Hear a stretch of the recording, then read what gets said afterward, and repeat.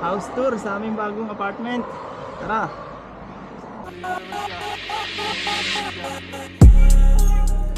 Etong bahay yung nasunog noon, apartment.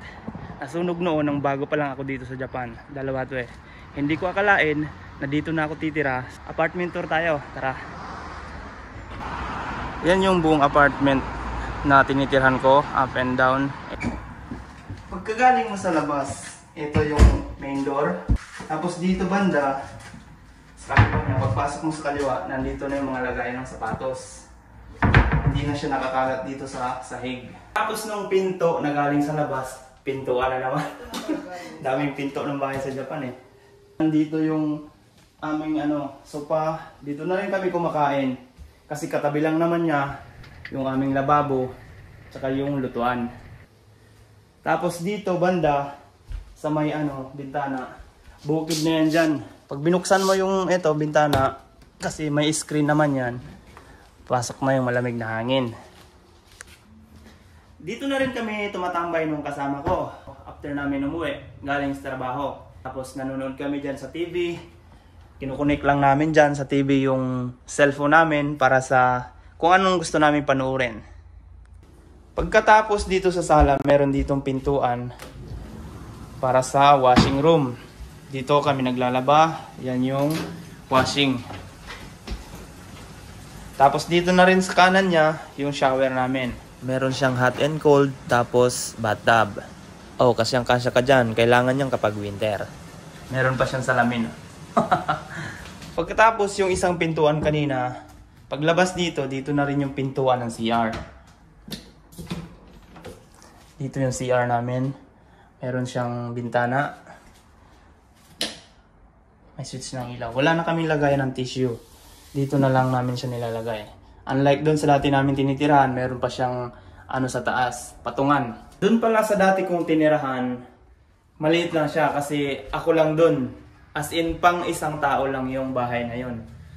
Kasi, nung pagbalik ko, nung naging SSW na ako, wala na yung mga kasama ko. Nag-CUwian na sila.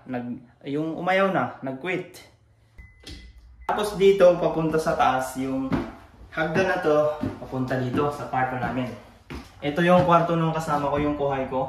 Wala lang siya ngayon kasi sinama siya ng senpai niya, gumala. Tapos dito yung kwarto ko. Dito sa kwarto ko, ito na yung binigay nila sa akin na higaan. Matagal na to. Yung kama, katri ba? Tapos yung, yan lahat yan binigay sa akin. May mga kalat kasi nga naglalaba ko. Ito yung mga uniform ko. Tapos yung ibang kalat na yan, kasi siyempre hindi pa naman kami tapos mag-ayos. Kasi nga kakalipat lang namin dito nung nakaraang linggo. Pero naman siya, medyo konti na lang yung lilinisin. Tapos meron din siya ditong cabinet, lagayan ng mga damit. Ito na yung mga uniform ko, nilaban ko kanina. Tapos ang maganda dito, kasi nga kita siya sa labas. Siguro naman hindi ka na ma-homesick kung ganito yung apartment na dadatnan mo. Kung magiging OFW ka dito sa Japan. Tingnan nyo naman. Dito, magkatapat lang kami ng pintuan ng kuhay ko. Ayokong buksan kasi wala siya eh.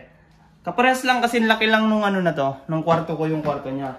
Meron din siyang isang cabinet na katulad nung sa akin. Tapos yung higaan niya na, saka isang malaking bintana katulad niyang bintana ko.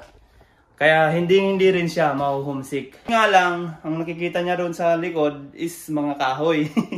Gubat, literal. Sabi ko sa kanya, ito na yung magiging kwarto niya pagkatapos nung SSW visa ko. Yun ay kung magpapa-extend pa siya. Napaka-accessible din nito kasi paglabas mo dito yung gilid na yan, sidewalk, doon papunta yung trabaho namin. 2 minutes lang nung lakad, nandun na. Pag dito naman, lalabas ka dyan sa sidewalk, papunta doon din yung palengke. 2 minutes lang din, nasa palengke ka na. Yung upa namin dito, buwan-buwan, is nasa Ichimang Niseng. 12,000 yen, mahigit. Sa amin dalawa lang yon. Ang kagandahan niyan, may share yung company namin sa renta namin dito sa bahay. Kaya kahit medyo malaki yung apartment namin ngayon, mas maganda kaysa dun sa una naming apartment yung mag-isa ko. Kasi pagdating niya, sinama na siya sa akin. Hindi ganun kalaki yung babayaran namin. Although tumaas naman ng konti, Worth it kasi hindi na kami tatawid ng stoplight, napakatagal. So ayun lang, ang video ito ay para magka-idea ka lang kung Japan ang napili mo para magtrabaho.